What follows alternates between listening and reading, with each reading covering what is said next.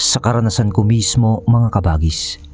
At kapanahunan noon ng JS Prom, nasa siyam kami noon na mga magbabarkada na maligalig. Alam nyo na, teenager. Taong 2003 noon. 1 week bago maganap ang JS Prom namin.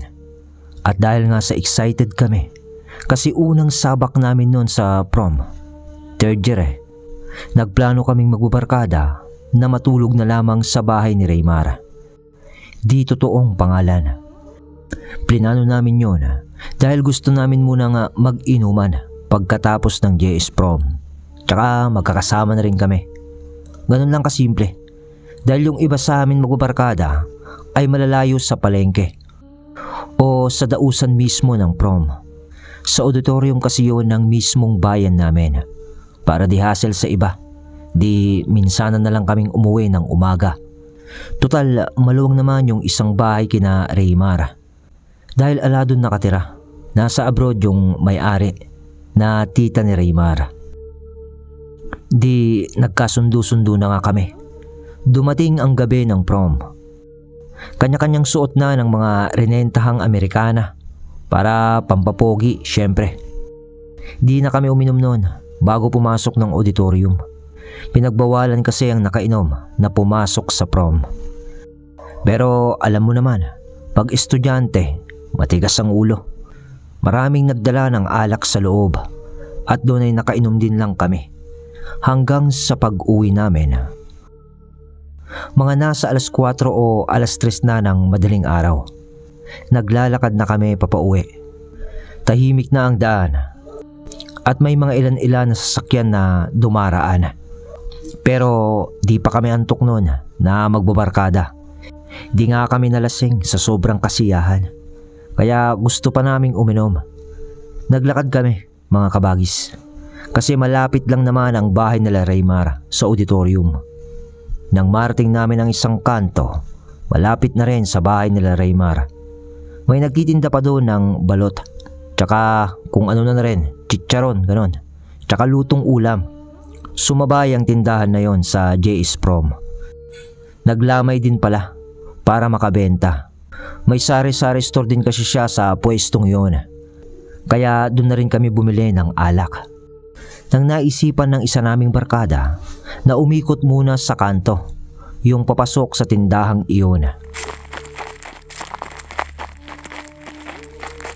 Nang naglalakad na kami at nagbibiru-biruan pa sa mga naisayaw naming mga classmate namin at yung mga taga-ibang section, tawa kami ng tawa. Nung nagkwento yung isa sa amin, yung naisayaw niya daw yung maganda namang kabatch namin, pero ibang section nga lang.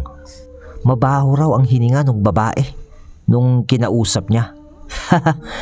Tawa kami ng tawa hanggang sa may nakasalubong kami na naka-wheelchair na lalaki.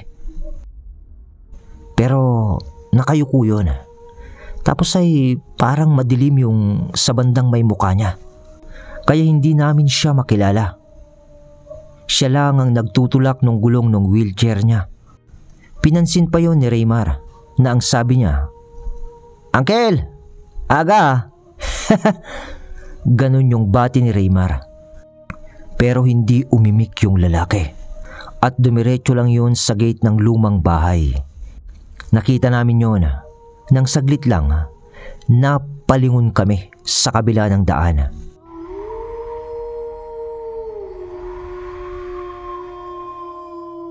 Sa alulong ng aso. Crossing na kasi yun, papalabas ng highway. At paglabas mo ng highway, malapit na yun sa bahay nila Raymar. Pero sa pagbalik namin ng tingin sa naka-wheelchair, nawala na lang ito na parang bula sa harap ng gate ng lumang bahay. Paanong nangyari yun? Ianinag mo pa sa gate ng lumang bahay na yun na nakakandado ito sa halos kinakalawang na padlock. At kung sakaling umalis siya doon, papanong wala na siya sa kahabaan ng daan? Imposible naman. Sa mga ilang segundo lang nakalayo na siya. Siya nga lang yung tumutulak ng wheelchair niya.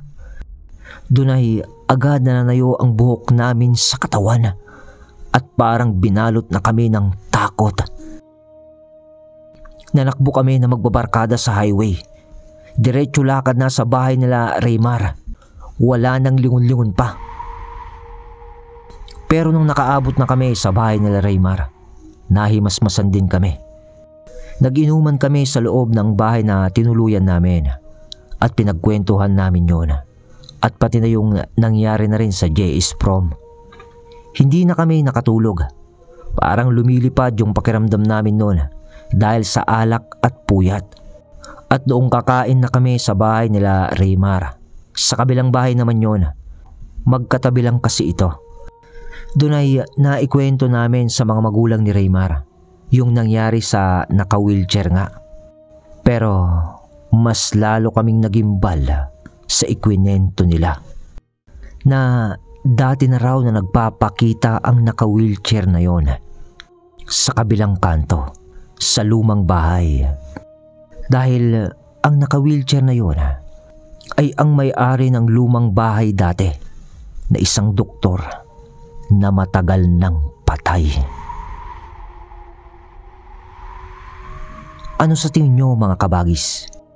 Isa kayang multo ang nakita namin sa harap ng lumang bahay o isang demonyo na nagpapanggap na kaluluwa ng mga taong yumauna? Tulog ka na. Salamat.